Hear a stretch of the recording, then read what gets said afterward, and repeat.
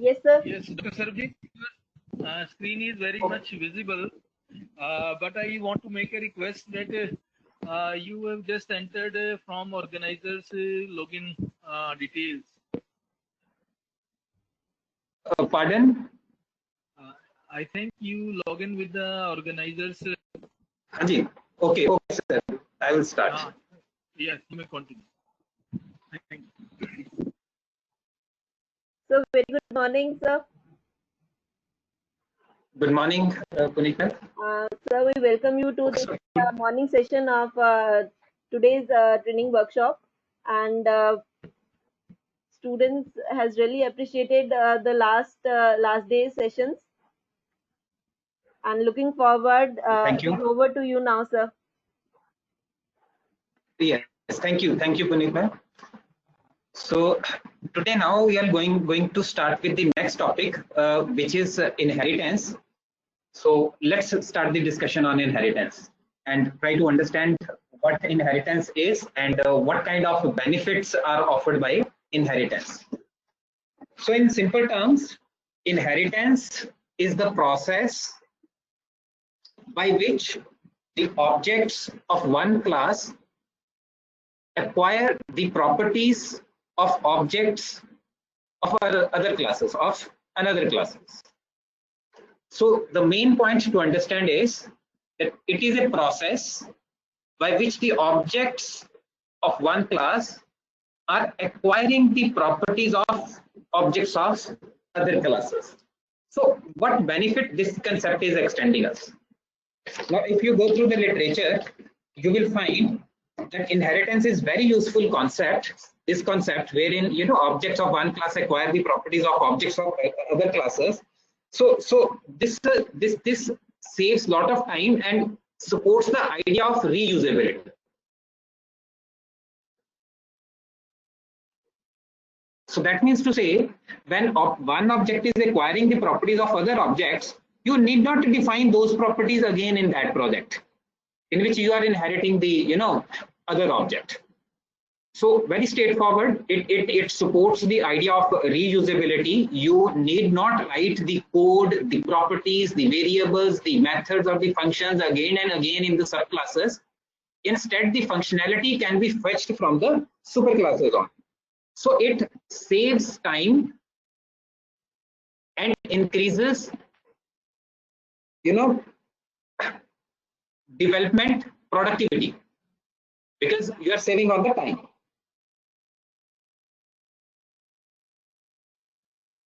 Now, this is a very simple example of inheritance that you can see on the screen. So in this example, we are considering one class, this class bird, and in the terminology of inheritance, we will say this bird class is the superclass or the base class. So in different contexts, you may encounter different terms, but wherever you find these terms, superclass or base class, so these convey the same meaning. And in this inheritance hierarchy, our bird class is the superclass or the base class. Now, in base class or superclass, we are going to define the common functionality or behavior or those data members which are common across all the lower classes. So this is the essence of the inheritance. If you are dealing with such kind of scenarios where you are dealing with multiple objects and those objects are having certain common functionality and unique functionality, then you can visualize those objects in terms of inheritance hierarchy. Now the classes that comes lower in the inheritance hierarchy, those are called subclasses or the derived classes. Like for example, in this case, if I make a comparison between the bird class and the flying bird class, I'll say bird class is the superclass or base class, whereas flying bird is the subclass or the derived class, and it is getting derived from the bird class. Now, when we are deriving this class, this flying bird class, this functionality, these data members, feather and lay eggs, are also getting, into this class. This class is inheriting these data members as well. Now, when we mentioned feather and lay eggs in the base class, we intended to mean that feather and lay eggs, this data member and this function is, shared by all the lower level classes. Means our flying bird is also going to have feather and lay eggs. This non-flying bird is also going to have feathers and lay eggs. And similarly, these robin, swallow, and penguin and kiwi, these classes are also going to have the feather and lay eggs. Now see, if you are modeling this kind of concept, obviously there is no need to write these feather and lay eggs functionality again and again in these lower classes. You can simply inherit the class from the upper level classes and start using that functionality. And see, this class, these lower classes also have the ability, the provision to define their own unique behavior or data members. So here in these classes, unique features which are unique to this class only, these will go over here in the form of attributes or properties or the functions or the behavior. So again, the point to understand is common features are lying above in the inheritance hierarchy, and then lower classes are implementing the unique features. Again, here you also need to understand the features which are now being exclusively implemented by flying birds are very much different from the features which are being implemented by the non-flying bird. The characteristics of flying bird and non-flying birds are very, very different. So here, unique features corresponding to these classes will go, and the common feature would be inherited from the upper classes. Now, we are extending this concept one step further also. Like in this case, flying bird has further been, decomposed into the robin class and the swallow class. Again, this means to say that robin and swallow classes are sharing common functionality from the flying bird. The characteristics that are possessed by the flying birds are required in robin and swallow also. But in addition to that, this robin and swallow have their own unique features as well. So you need to understand these concepts. Common functionality upper, higher in the hierarchy and inheritance hierarchy, and unique functionality go lower in the go in the lower classes. Those classes would be implementing their unique features. So this is the purpose. This is the essence of the inheritance. So, now this slide shows the types of inheritance. Like it might be visible on the screen. The very first, very simple type of inheritance is the single inheritance. The figure is like this. From class A, you are deriving another class, class B. So B class is not being further used by you for defining any other class. So very simple scenario, single inheritance. But if you are using this derived class as a base class for some another class, let's say C, so this gives rise to your multi-level inheritance. So you need to pay attention to the structure, how inheritance hierarchy is flowing from top to down. So A is base class for B. So if you are stopping over here, this is single inheritance. If you are using derived class as a base class for some other class, like in this case you are deriving C from B, then this gives rise to the multi-level inheritance. As a designer, as a solution provider to some problem, you need to come up with this inheritance hierarchy. This is a thought process is involved in that. In a real practical scenarios, a designer team sits together and they deliberate on the solution, and then ultimately they finalize one type of inheritance hierarchy.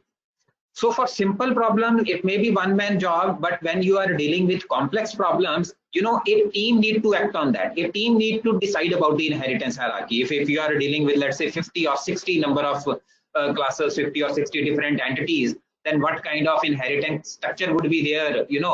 It is not a simple job. So a specialized person may be required, a proper design team may be required, who would be finalizing all these things. And now pay attention to this structure also. Here C class is the drive class because it is coming lower in the inheritance hierarchy, and these upper classes A and B are the base classes. So in this case, this C class has two base classes, A and B. C is getting derived from two classes. C has two base classes, two super classes, A and B. This kind of scenario, this kind of inheritance hierarchy is known as multiple inheritance. Why multiple? Because C has multiple bases, multiple base classes. A and B are the two base classes for C. So that's why it acquires the name multiple inheritance. This is multi-level. Many times we get confused. So you need to understand the difference between two. Multiple means a class is having two or more base classes. Multi-level means, okay, one class, from one class you are driving another class, and from that class again you are driving one more class. So this difference between multiple and multi-level inheritance must be clear to you. And this figure is a simple hierarchical inheritance. One base class, and from that base class then you are deriving multiple subclasses, multiple derived classes. Now, one very simple example of this kind of scenario, hierarchical inheritance can be, okay, like in any organization, because any organization can have this entity employee. So you can visualize employee in terms of this kind of inheritance hierarchy. Like your employees can be technical persons, your employees can be managers also, your employees can be accountant also. So see here this aspect is being modeled using this hierarchical inheritance. Because employee is a general term, general entity, but here lower in the inheritance hierarchy we are having specialized versions of those employees. We have technical employees, we have managerial employees, we have accountant who deal with the account process. So understand from here also the characteristics, the behavior, the attributes, the properties which are common to all these employees will be defined in this class, in the employee class. Like all the employees have name, all the employees have salary, all the employees have department. So these kinds of attributes, the name of the employee, the department of the employee, the salary of the employee, these will go over here. And in the lower classes, when you are deriving technical employees or managerial employees or accountants, so the characteristics or the behaviors which are unique to these classes, they will go over here. For example, managers have to manage projects, so that those management related information or behavior will go over here. Accountants have to deal with economic aspects, so those aspects, those unique characteristics will go over here. Technical persons may be working on a particular technology like machine learning or AI, so their specialization, the behavior or the attributes specific to their specialization will go over here. So technical, manager and accountant classes have certain unique features which would be implemented in their own classes, but the common functionality would be inherited from the employees class. So one base class, one class acting as a base classes for many other classes. So this scenario is known as the hierarchical inheritance, as it might be clear from this figure. Then you can combine different kinds of inheritance, like another inheritance hierarchy is shown lower in this diagram called the hybrid inheritance. So if you look at just this aspect, this is basically the single inheritance.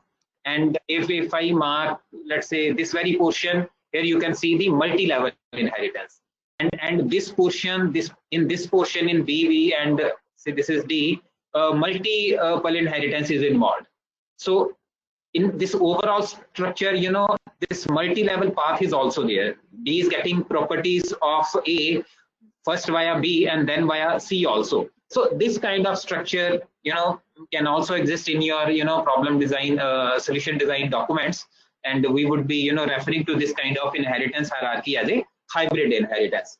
So the concept is very simple. Inheritance simply is the process by which objects of one class acquire the properties of objects of another classes.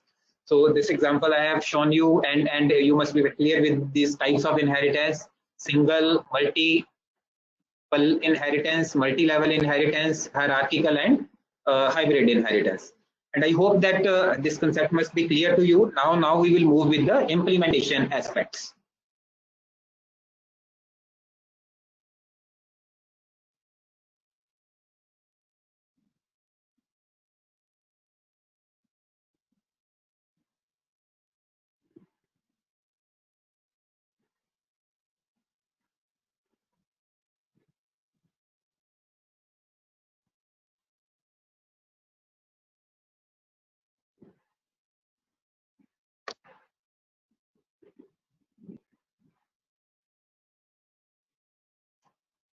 Okay. Now to begin with, first we will, discuss the concept of public variable and private variable in Python.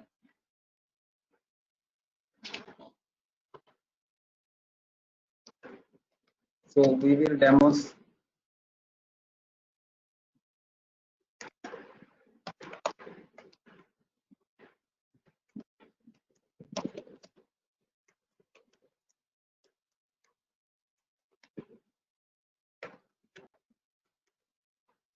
So now we will demonstrate the concepts of public and private variables, because yesterday also there was a question regarding that. So let's try to understand what do we mean by this. See, I also mentioned yesterday that in Python there is no true private variable, but still we are accomplishing a near private functionality. And what do we mean by that near private functionality? That thing I am going to demonstrate in this example. So we will create our class player character, and we will be defining our init method like this, having variable name and age, and very obviously this self dot name will be equal to this name, and self dot age will be this age. And later on I can create objects for this class, like player1 is equal to player characters, let's say Amit 20. Now if I print player1 dot name, obviously Amit would be displayed because this was the name of this player. Now see, if I compare Python with the C++ or Java, so there you can explicitly mention a variable as a a private variable, like in C++ you write private colon, and then you start defining certain variables, and those variables are considered as private variable. And if a variable is private variable, then in the main program you cannot write these kind of statements like player1 dot name is equal to, let's say, Vikas. Now see, what I am doing in this statement is I am changing in this statement, I am changing the name of the player. Now see, this name is a very sensitive data. If this name variable is a private variable in C++ or Java, then executing these kind of statements will results in errors. Why error? Because in that case this name is not accessible like this. Objects cannot directly make use of these variables. So this statement will produce an error in C++ or similar kind of languages. But in Python, this is valid. In Python, this is okay. For example, if I run this statement, run this code, you will see. Let me move this statement before this player1.name statement. Now, if I run this, you see that the name of the object player1 has got changed. So now we didn't intend to do that. We want to handle these scenarios. We want to treat name and age as private variables, in the sense that later on, if we are making these kind of changes to the name, these must not be allowed. We want to have this kind of functionality. Strictly speaking, in Python, you cannot implement that functionality because private variables in true sense don't exist in Python. But you can achieve near private like functionality, and what you can do for that is, so these are basically just the guidelines or the conventions. If you want to treat a variable as a private variables, then you begin that variable with the underscore sign like this, and you make changes over here like this. Self dot underscore name is equal to underscore name, and then self dot underscore age is equal to underscore age like this. Now the question is, what will happen if you will make changes like this? Obviously, here also you need to write underscore name, and if you will execute this statement would be executed by the Python system. But see, what we tend to say over here is that when you are using underscore, now it is explicitly coming into your mind that this is a private variable and you must not change its value. That's it. But still, if I intentionally go ahead to execute these statements, nobody can stop me, and if I execute this statement, still you'll see that name will get changed. Here I just need to use underscore, and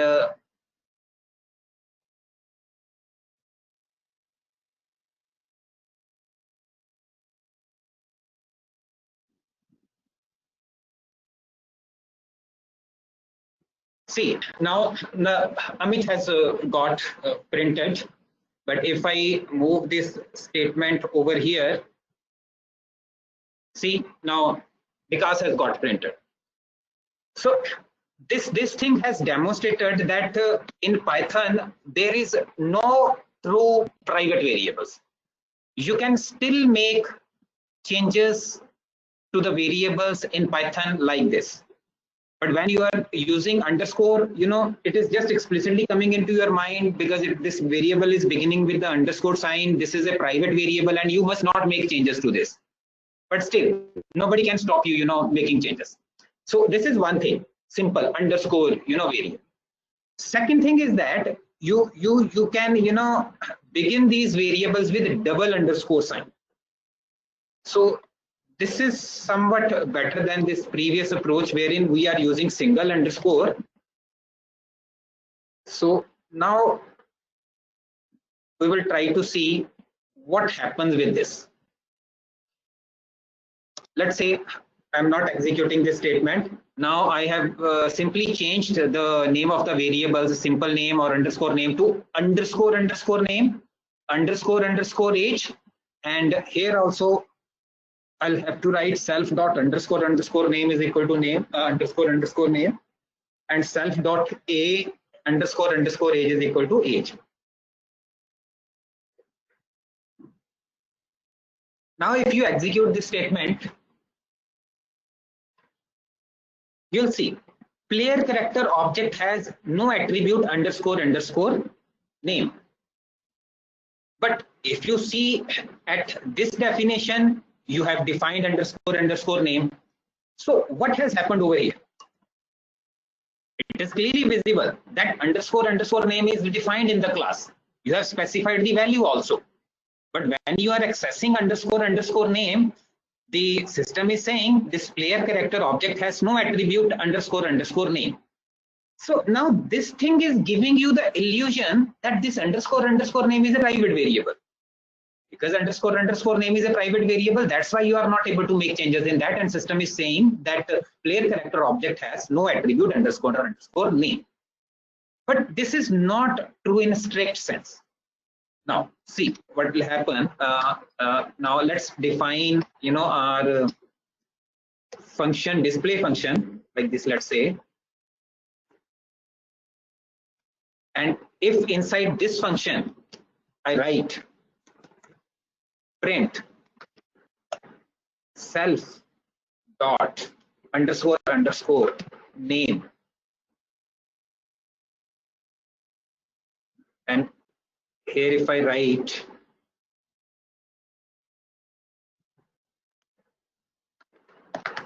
player1 dot display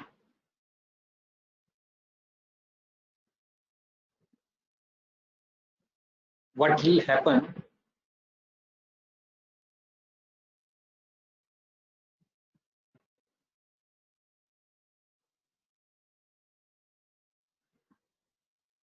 So we forgot to pass self over here. So you will see, the name can be printed. Now you compare this statement self underscore name with this statement player1 underscore name. See here underscore name is accessible, but here underscore name is not accessible. If I run this statement, this display, this underscore name will get executed successfully and you will get Amit as the output. But when you try to execute this statement underscore name, then system will say that this player character object has no attribute underscore name. So from here, I think now this concept must be clear to you. The idea must be clear to you that here, that illusion of private variable is coming into the picture.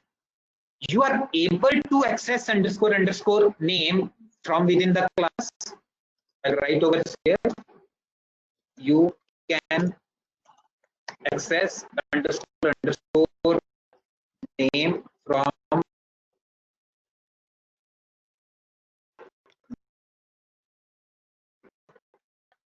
class. You cannot access underscore name from outside the class. So simple experiment, this simple example has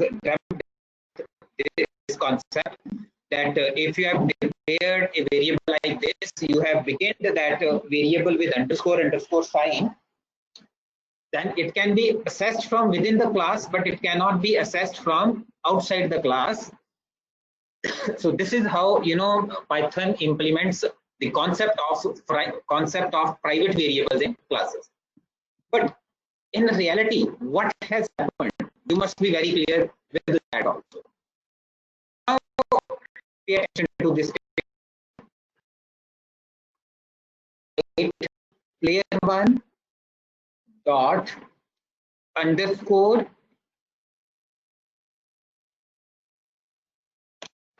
player character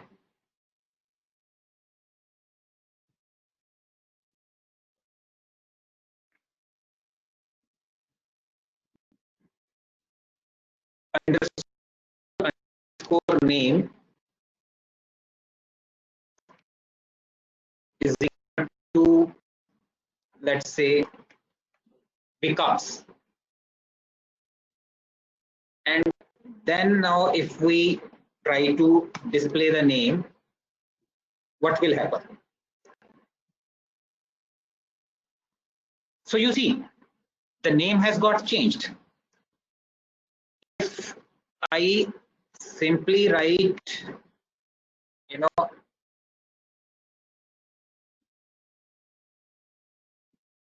player one underscore underscore name is equal to Vikas. That statement is not able to change this name from Amit to Vikas. You still get Amit. If rather than writing this statement, I execute player one dot underscore player character underscore underscore name Vikas, you will get the name changed. It has changed to Vikas. So what the Python has done internally is it has changed the name. The name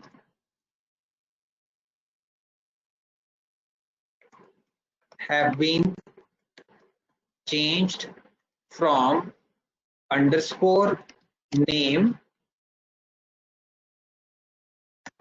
to underscore class name underscore underscore name of the variables.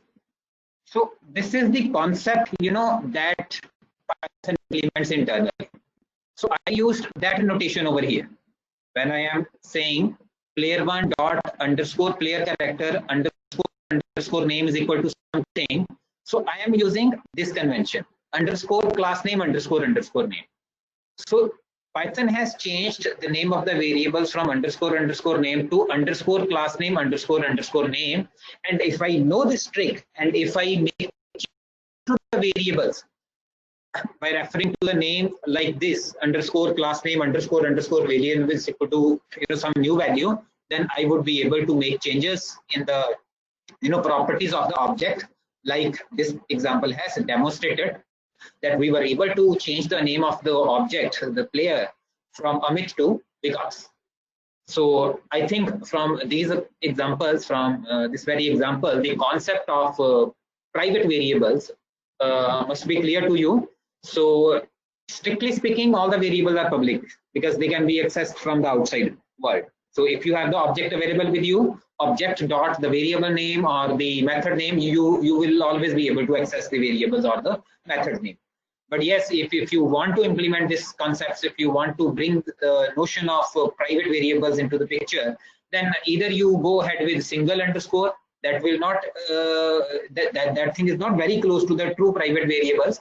But yes, if you are using underscore underscore name, if you are beginning your variables with underscore underscore symbols, then you can get near private like functionality. But if you know this trick, that in the reality the Python has changed those names from underscore underscore name to underscore class name underscore underscore name, and still you would be able to make changes. So this was the of this whole thing. So I just wait for 1 minute, 1 or 2 minutes for you to come up with the questions if you have regarding the concept of public and the private variables. Yes, just for 1 or 1.5 minutes. I'm giving you the time to once again go through this concept, and if you have any questions, please ask.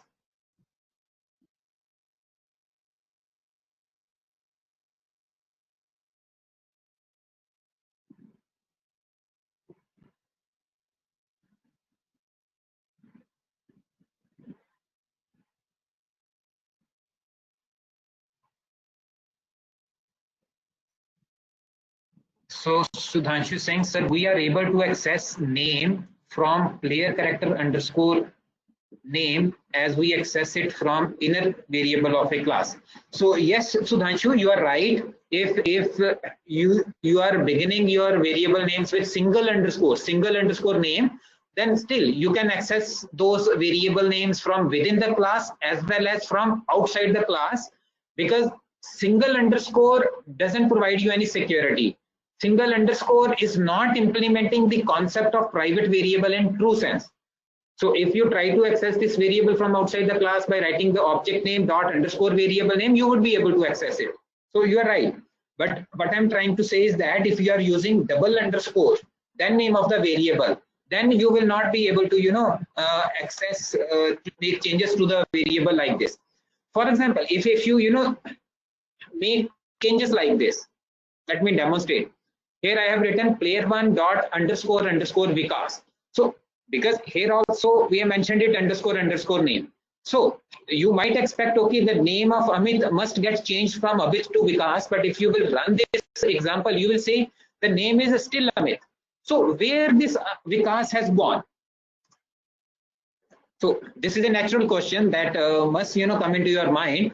Okay, we gave the name Amit, then the name of our private variable was underscore underscore name. Here also I made changes underscore underscore name, but actually that change has not been reflected. Why? Because in reality, this Amit is not stored in underscore underscore name. This Amit actually is stored in this underscore player character underscore underscore name. And when you will execute this statement, the statements like this player one dot underscore underscore name, compiler, this Python system will not mind. What it will do, it will create a real variable with this name underscore underscore name and assign Vikas to that. But when you are, displaying the information within the class with underscore underscore name, system is referring to underscore player character underscore underscore name and not to this underscore underscore name. So, the things may be confusing in the first step to you, but once you will pay attention, you understand this concept that underscore underscore name is actually being replaced by the Python system to this name underscore this underscore class name and underscore underscore name. Then you will be able to understand the thing in a much better way.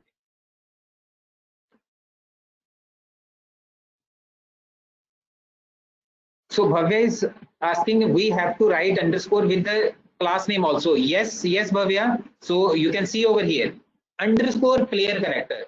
So you need to write underscore, along with the class name, but no need to write underscore over here. Here you should not put underscore. Underscore you need to write over here only.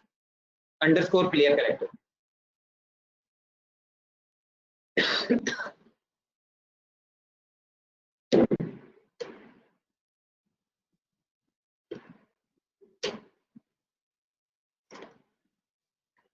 Okay, so now we will move next.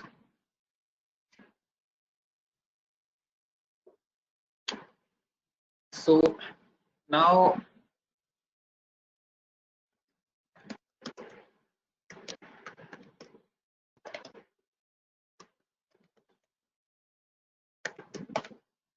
we will write program to start understanding the inheritance concept in Python.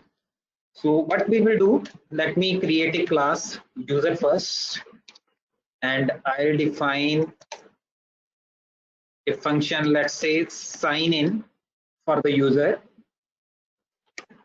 And obviously, as always, we have to pass self as the first parameter. And because here our focus is to demonstrate the concept of inheritance, so I'll not provide the code for a real sign in. I'll simply print within this function that the user has logged in. That's it. Now what I'm trying to do is I am trying to create a base class. So this user class will act as a base class for us, and now we will define two more classes, two users from this class. So diagrammatically, what I am trying to do is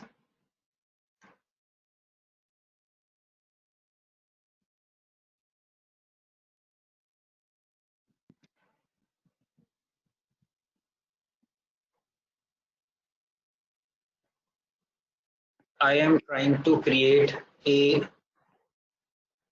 user class. This class will act as a base class or super class for us, and I would be deriving two more classes from this user class because they are the players for our game. Let's say first class is Archer and the second is the Boxer. So both are the users for us. Archer is also a user, Boxer is also a user, and if you recall the concepts of inheritance, the common features will go over here in the user class, and unique features, the features which are unique to Archer or Boxer, they will go over here.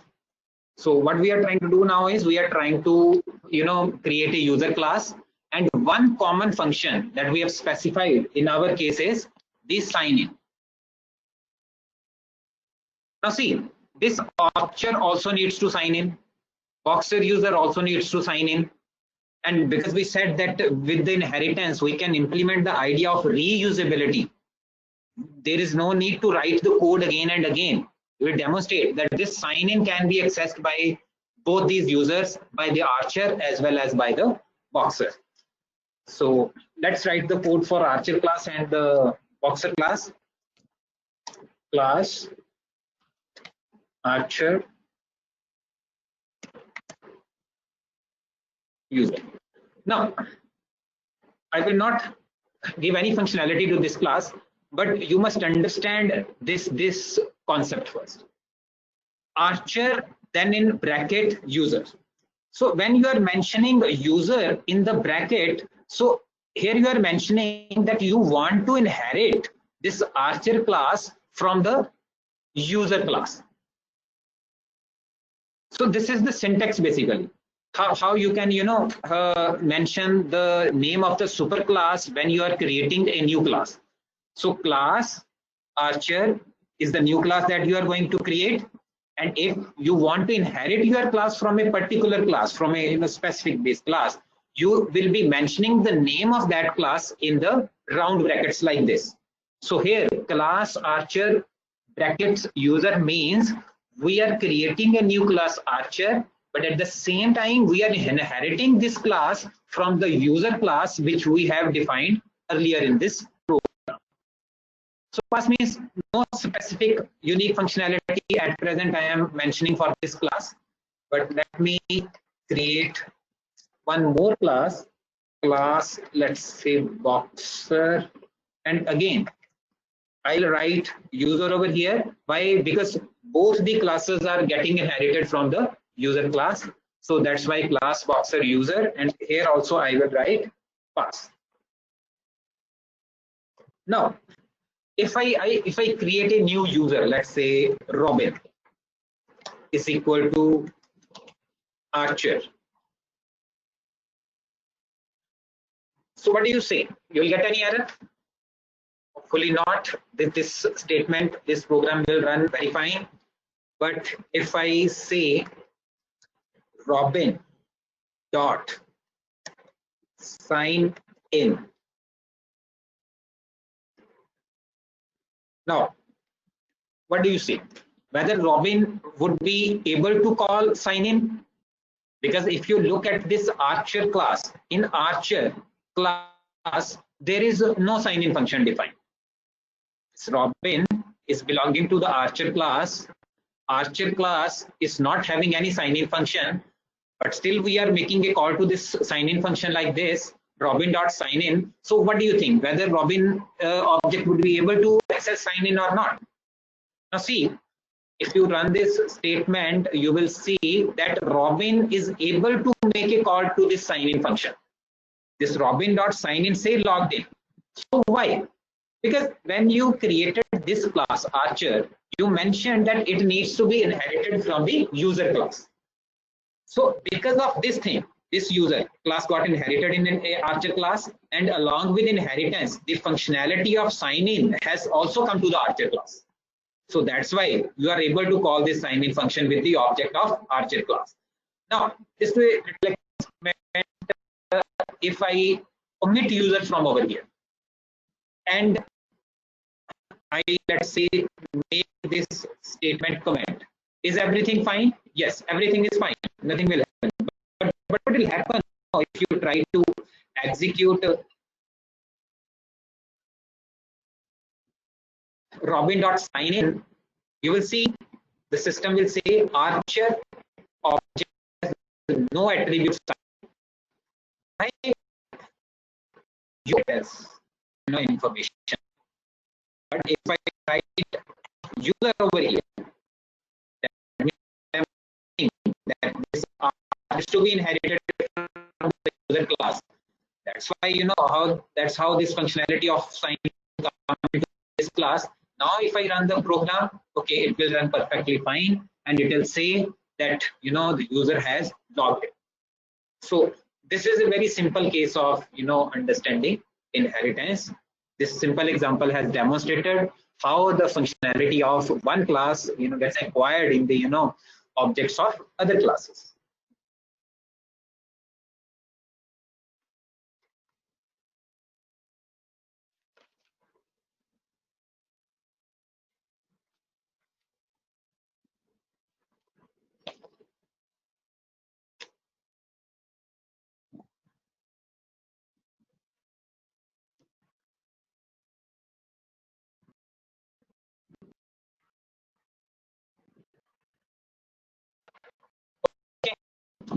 So now what we will do, we will extend our archer and boxer classes, and we will try to specify some unique functionality. Now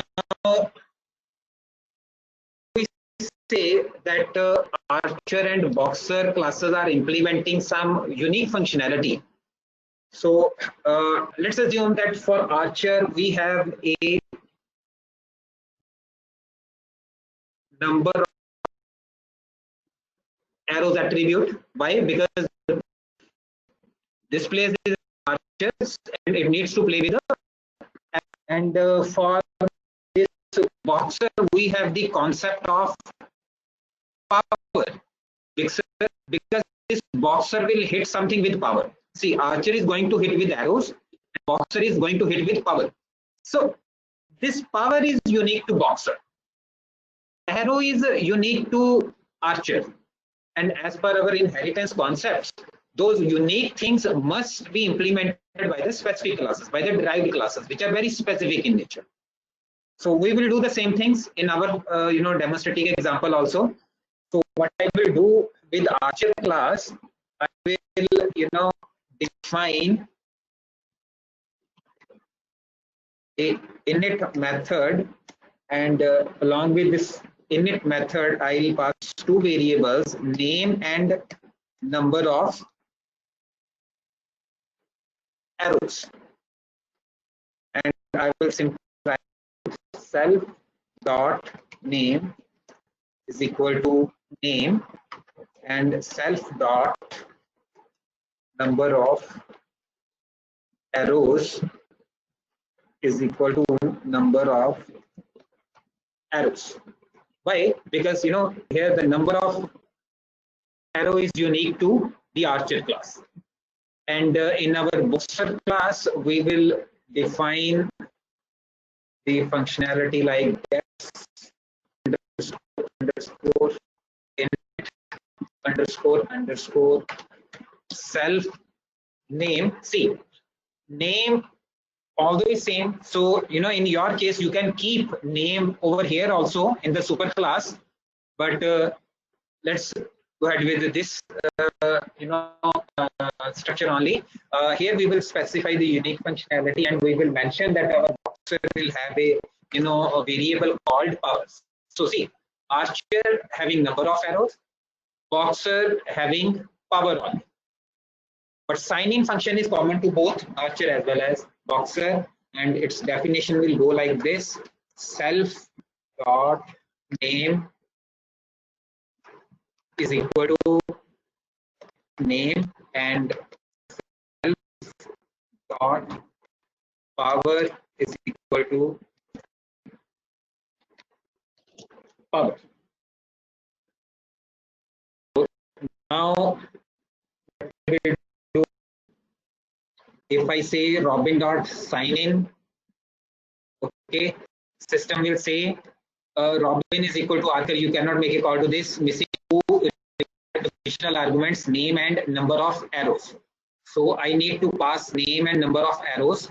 So with Robin, I'll say the name is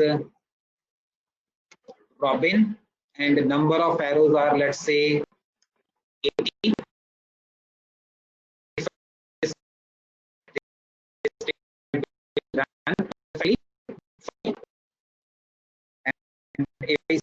If I create an object for our boxer class also, let's say big box is equal to a new person boxer, and the name is let's say big box, and now see, our boxer class needs power attribute. So here you need to pass the power. information, and let's say that power is 50.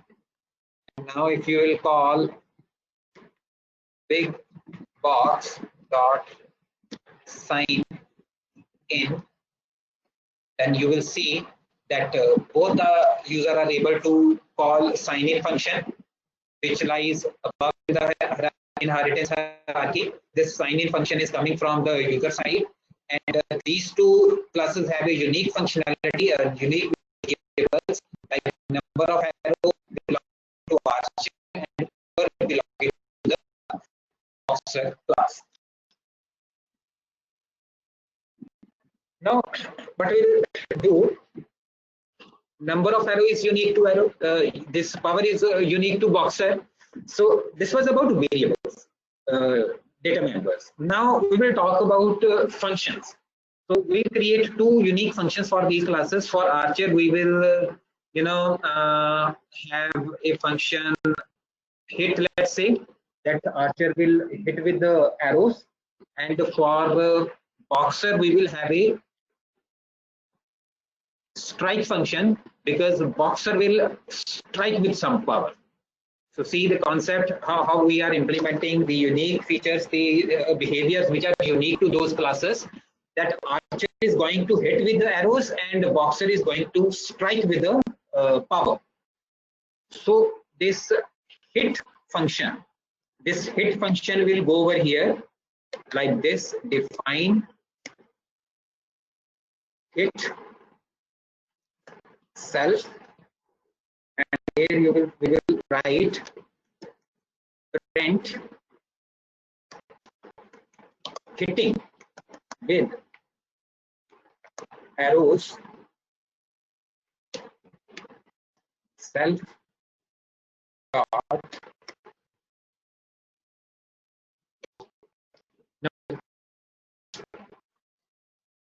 and here in this boxer we will mention F,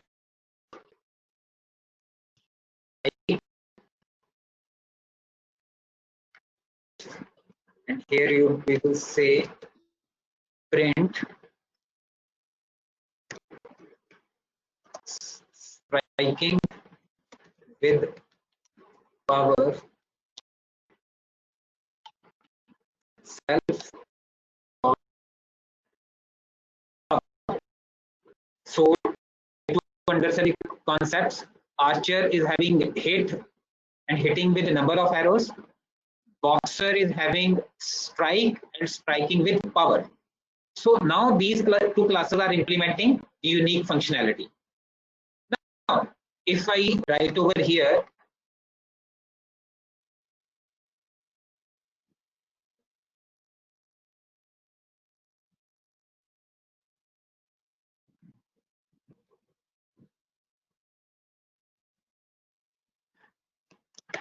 Robin dot hit, you will see it will display hitting with arrows 80. Why? Because this Robin has access to this hit function. And if I write big box dot strike, then you will see, it is saying in case of big box striking with power 50. So both these classes implemented the unique functionality, and that unique functionality is available to the objects of those classes by a simple method calling. But what if I write big box dot hit? Now, because big box belongs to boxer class and boxer class has no hit method, the system must show an error. You will see boxer object has no attribute hit. Similarly, we will say Robin dot strike. That statement will also fail, because this Robin class has no attribute strike.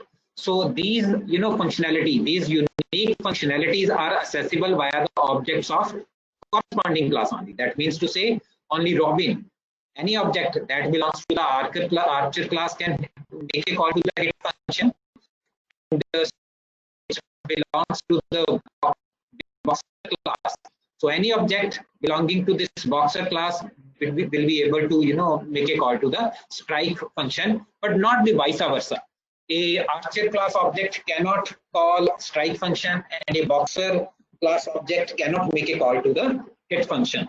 So with this very example, we demonstrated how unique, how the common and behavior can be mentioned with the superclass, and how unique can be mentioned with the lower level classes, subclasses of the derived classes, and how the functionality, overall functionality can be achieved. So this example has demonstrated that thing. Now here you also need to understand that what instances these robins belongs to. So there is a very simple function available in Python. Let me make use of that function for you, just to understand the concept in a better way. If I write print is instance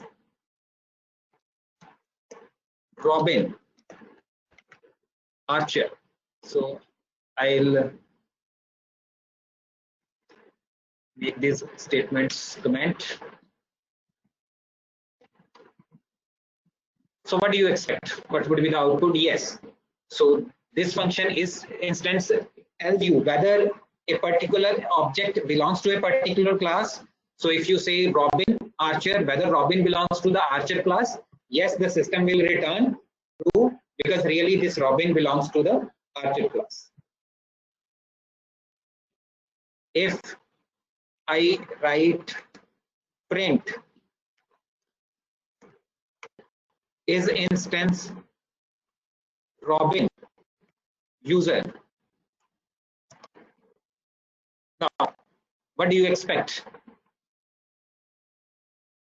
If I say Robin user, whether this is true, whether this is okay, because this Robin user belongs to the Archer class, and Archer class has been inherited from the user class. So if we execute this statement, system will return true also. See, very important concept. Robin is belonging to Archer. Yes, Robin is also belonging to the user class, which is a super class, the base class for the Archer.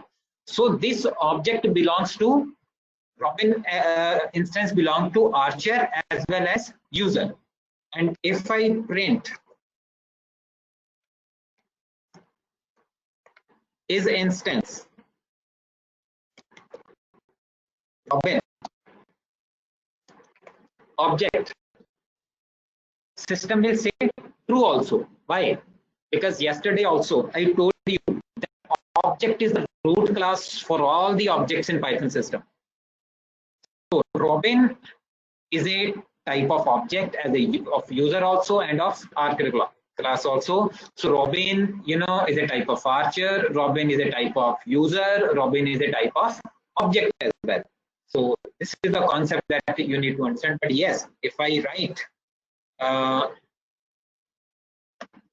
is instance Robin boxer, then system must say false, because yes, this Robin is not belonging to the boxer class. So what I demonstrated to you is the usage of this is instance function, by which you can check whether an object belongs to a particular class or not. So this will help you, understand the inheritance hierarchy in a better way. If you anyway any time in the program, if you want to check whether a particular object belongs to a particular class, then you can make use of you can make a call to this function is instance. And I hope that this concept is clear to you. Now what we will do next is we will try to understand polymorphism also.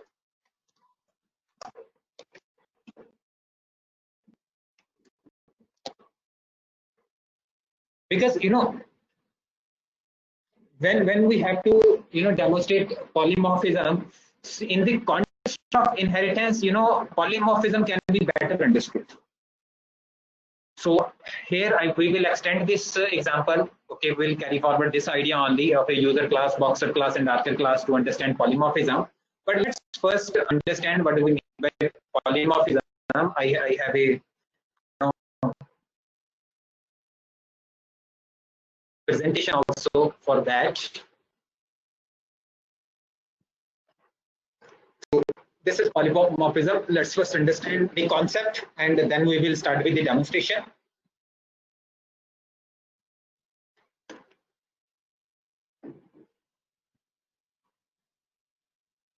So see,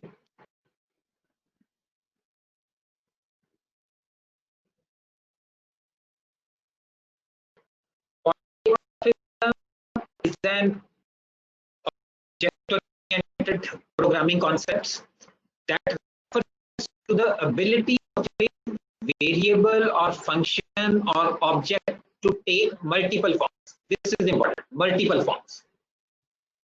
See, in the definition itself, poly means many, morphism means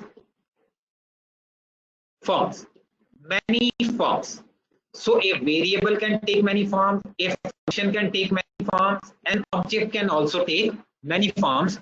So if your variables or functions or objects are exhibiting this feature, they have the ability to take many forms, then they are implementing polymorphism. And we can say we are using the concept of polymorphism.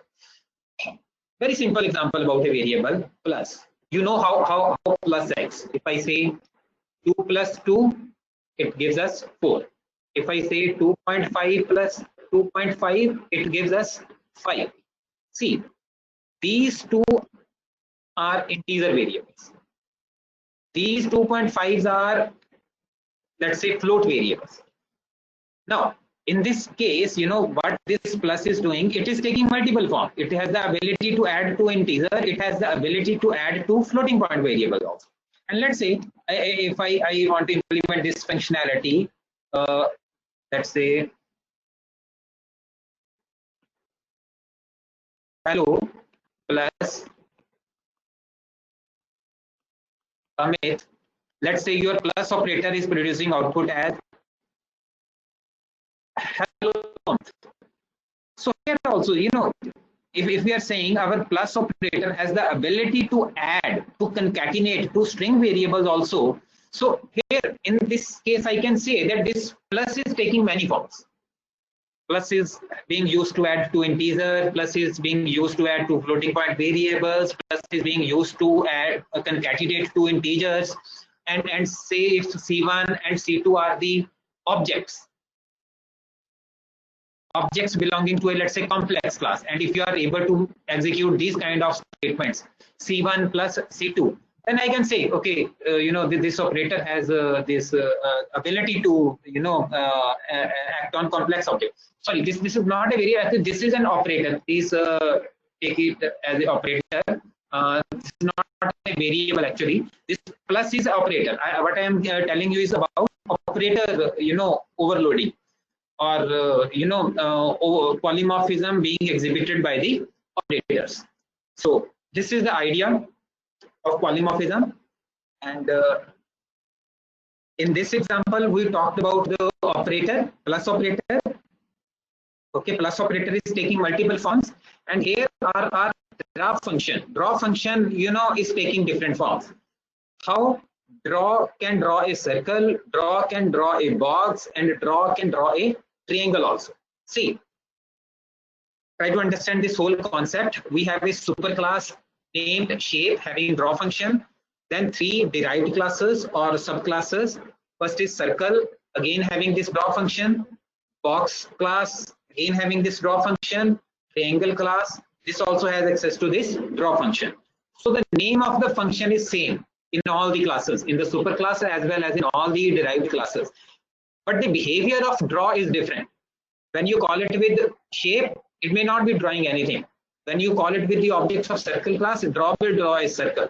If you call it with the object of box, draw will draw a box. If you call it with the object of triangle, draw will draw a triangle. So see, this draw function is also taking multiple forms.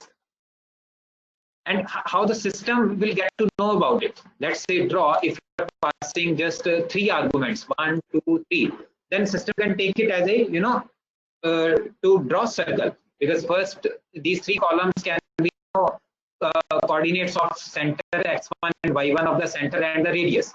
If you are passing it, with four variables like x1, y1, x2, y2, then it may, draw a box. If you are passing it six variables x1, y1, x2, y2, and x3, y3, then it may draw a triangle. And again, via object also, with which you are calling this draw object, that will also, tell the system which draw to invoke. But the concept over here is that the name of the function is same, and that function has the ability to act differently. And how this is decided, that object that this method has to act differently, then there are certain things for that. Number one is the object itself. Object will decide which version of draw to call. And second, otherwise also, if you have written a simple function that is not belonging to any class, then the number and type of arguments can also determine which function to which version of draw to call. I demonstrated, if you are calling draw with three arguments, then it may mean to draw a circle. If you are calling it with the four arguments, it may mean to draw a box. And if you are calling it with the six attributes, then it may mean to draw a triangle. So this is the simple concept of inheritance. Okay, one thing taking multiple forms. So now we will, try to implement this concept in our, this example also in inheritance. So let me copy this code first. So this is the code that we have written till now. We have created a superclass user, two classes, archer and boxer. Now they are implementing unique features, hit and strike. Now, just for the sake, because we are dealing with polymorphism, now we have to come up with an example of polymorphism. So what we will do, I'll make the name of this hit function as attack, and here also to strike I will say attack. Now these are very important. These are very important changes I have made. So I have done two things. Number one, in the archer class, there was a function named hit. So I have changed that name hit to attack. So this is the first change that I have made. Here also, the name of the function was strike, and I have changed it to attack, because ultimately hitting and striking means attack. Player is attacking. And now if you create the objects like this, one is the Robin object and other is the boxer object.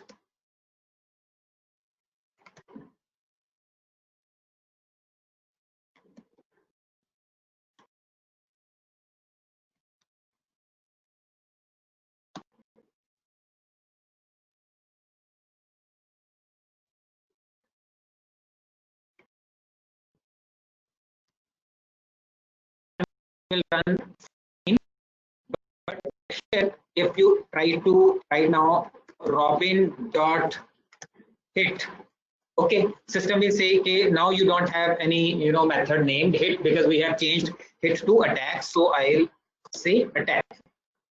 Similarly, when I say big box dot strike, now system will say you have no method named strike, because we have changed the name of this function from strike to attack. So I'll also write attack over here. So see, here polymorphism is coming into the picture. Let me run this. Okay, see, this Robin dot attack is producing hitting with arrows. So which version of attack is being called? This one, hitting with arrows. And when I execute this statement, big box dot attack, see which version is being called. It is producing output striking with power, this version. Now see, this is also attack, this is also attack function. Their implementation is different. Here the name of the function is same, but it is acting differently. So what concept we are showing over here is polymorphism.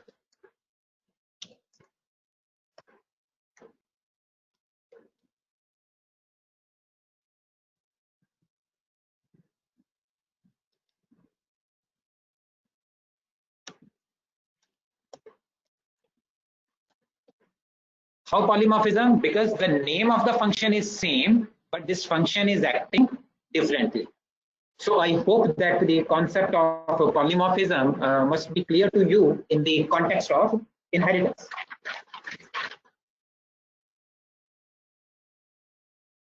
Now we will complicate this example a little, like in the sense, okay, before that we will also do one thing. Let us define a function like this.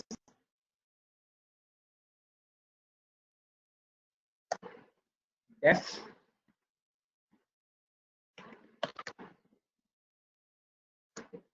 player underscore attack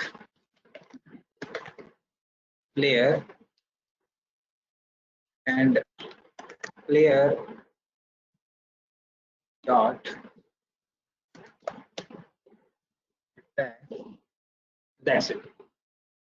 And let me call, I'll make these statements as command, and let me call these function player attack Robin and player attack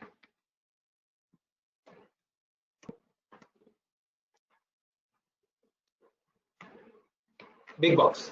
Now see what is happening. Player attack is a function that you have defined. You are passing it an object, and then you are making use of this object that you have passed. With the help of that object, you are invoking this function attack. Now when I call this function like this, player underscore attack Robin, see what is being passed? Robin. So this is actually the Robin dot attack. So which version you think will be called? Yes, this Archer class attack version. And when you will call this big box like this, big box as an argument to this function player attack player, so this player will point to this big box. Now when you will make a call to attack, which function would be called? This one, the one that belongs to the boxer class. So you see here you have simply written player dot attack, but this attack, this attack has the ability to call this attack also, or to call this attack also. So let me demonstrate this with this thing also, that your this attack, this may refer to this attack, this may refer to this attack also. So this is again polymorphism. Your attack function has the ability to act differently, and the decision is taken at runtime. Decision which function to call, whether to call this attack which belongs to Archer or this attack which belongs to Boxer. Here, over here, this decision is taken at the runtime, and depending upon the object in question, a particular version is called. And this is how the concept of inheritance, polymorphism is implemented in Python. So we have demonstrated polymorphism in the context of inheritance, and I hope that this thing is clear to you.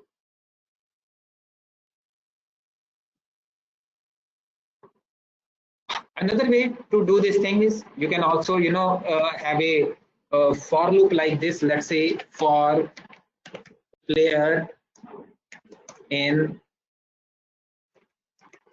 Robin or big box, and if I write player dot attack,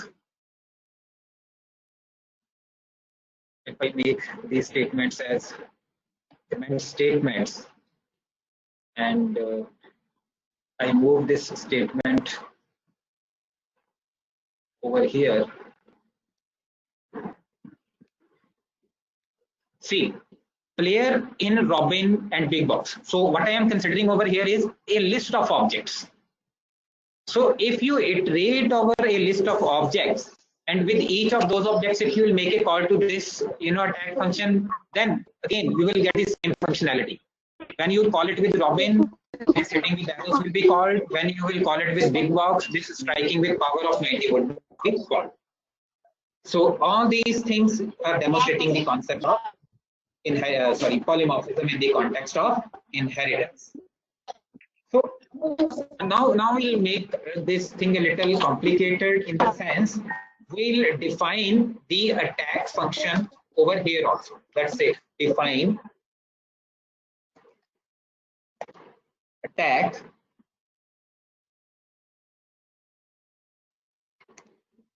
self print user attack. Why this user attack? This user, this is a higher class, super classes attack, but it will do nothing. But because this is not a specific user, specific users are archer and boxer only. They have the ability to attack in a particular way, but this user doesn't have the ability to attack in a particular way. But still we have defined this function attack, so we will print user attack doing nothing.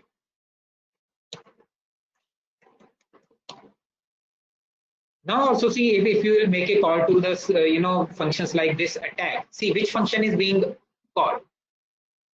If I run again, this attack, this definition, this method which belongs to the higher classes, super class or the base class, this is not called.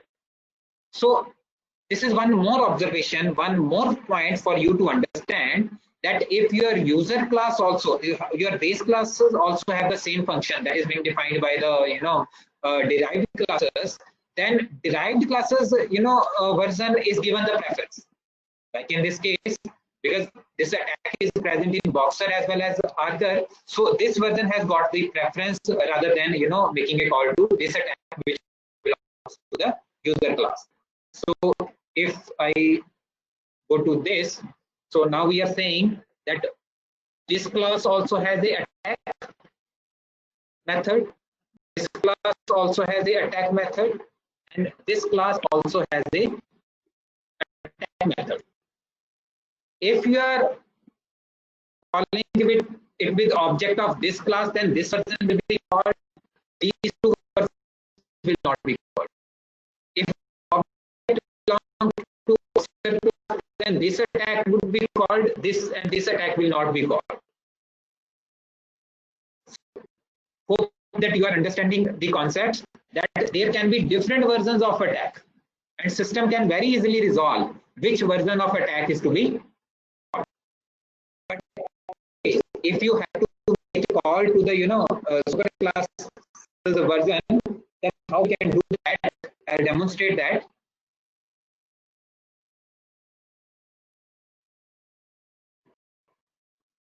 Now in this attack version, if I let's say I want to implement the functionality of the attack of the user class, then I can simply write user dot attack. So this self we are passing to it, and let's try to run this program. Yes. So now when you will make a call to this attack, the user version of attack will also be called, which will display user attack doing nothing, and this statement will also get executed hitting with arrows number. So it can be observed user attack doing nothing and then hitting with that. And if you write the same statement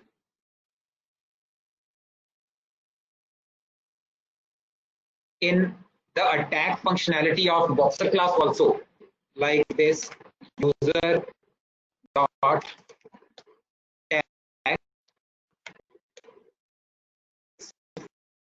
and when you run this program, so see both these objects, Robin as well as Big Box, both have got the ability to call the superclass version of attack as well as their own functionality. So you can see from the output, the first object made a call to the superclass user attack doing nothing and then his own version, and the second object also made a call to the superclass version and then to his own version. So this is how you can take a decision. As a programmer, you have the ability to call the superclass version as well as the derived class version. So this is how you can deal with the same name function which is defined in superclass as well as in derived classes. So I think now 5-6 minutes are left. Rather than starting a new another concept which is object introspection. So and there is one more important concept left, that is called method order resolution, method resolution order, MRO. So that thing we will talk about in the next session. But for this session, I think we can end over here. And now I'll call for your queries. So if you have your queries, you can write them in the chat box. I'm opening that and try to answer as many as I can now in this session.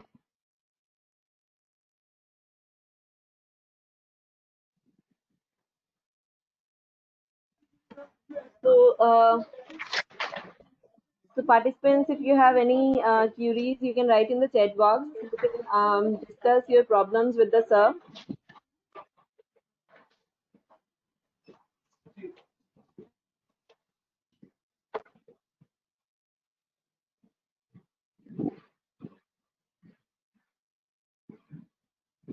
Sir, sir, I think students are writing yes, in the chat box.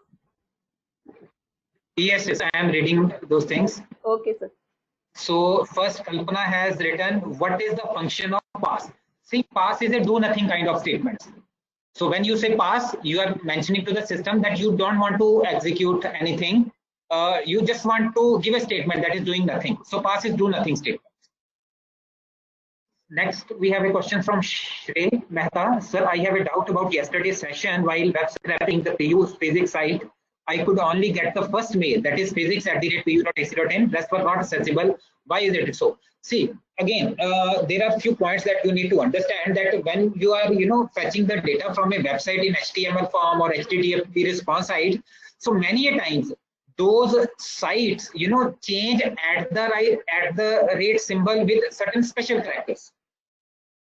So you need to check, you need to, yourself check, you need to inspect the string that you have obtained, whether those strings really contained, at the rate symbol. I'm sure that, those at the rate of symbols have been replaced by certain other symbols. But here, things are not easy as you are taking. The things may be very complicated because you need to develop your own regular expression to fetch a particular string from a large text. So there is one more concept again that belongs to Python only, Python also, that is the concept of regular expression. So please devote some time to that, because that is an altogether different kind of thing. Regular expression, how regular expressions are mentioned in Python, and what is the functionality that they can give you. So if you have a good understanding of regular expression, then I think you will be able to extract the email IDs from the website. But I think the concept must be clear to you. Definitely there are challenges with each and everything. Not only if you want to extract email IDs, but if you want to extract phone numbers, or if you want to extract the names also, you may face many challenges, because those challenges lie in other domain. Like, you must have the understanding of regular expression, you must have the understanding what kind of encoding is being used by those sites, you must have the understanding how the characters got converted from @ symbol to some special characters, how those things can be resolved. So things are not easy, but yes, there are so many sub problems. But yes, once you will get to know about those sub problems, and if you set up website, definitely you will find the solution also. So with some time, definitely I think you will be able to resolve your problems at your own level. At present, I may not be of much help to you, because those problems are unique to that domain. Like you said, only first email ID you are getting, not as so I need to check your regular expression, what kind of content has been returned by the response, whether you have made a call to HTTP response or normal response. So many things are there. So, but again, the most you can do is you just note down the error message that you have got and try to search web explore on the Google or that Stack Overflow site, that what best solution you can get from there. Then Ekant Garg is also saying, why do we need to pass self in user? So there is no need to pass. I can simply delete this pass also. because initially I wrote pass, so that's why I wrote pass, but it is redundant. So let me run this program without pass also. See, it is working perfectly fine. So there is no need to write pass also. I wrote pass because initially when I created the sites, I need to specify that blank functionality. So that's why I wrote pass. So can you please explain what this self means? Okay, so self refers to the objects with which you are making a call. For example, pay attention to this statement. Robin is equal to Archer. So when init function of this Archer class is called, so this self refers to this Robin. So let me take a snapshot of this and then tell you. Okay, that's possible right now. So simply understand this self in this statement refers to Robin. So self refers to the object, that new object that you have created with that statement. Why we are not passing self in the player attack, where the player attack is there? See, when you are here calling the function, see, self is implicitly passed because I already mentioned that self refers to this player. When you are defining the function, you have to mention self in the function.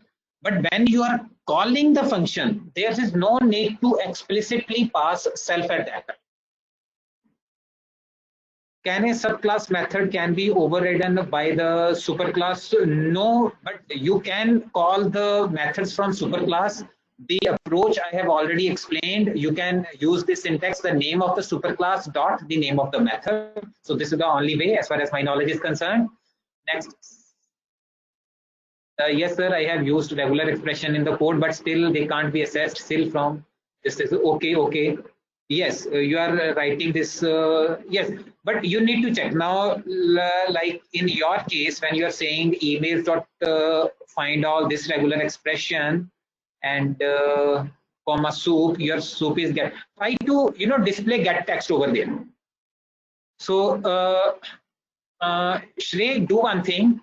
Here you are obtaining soup.getText in soup.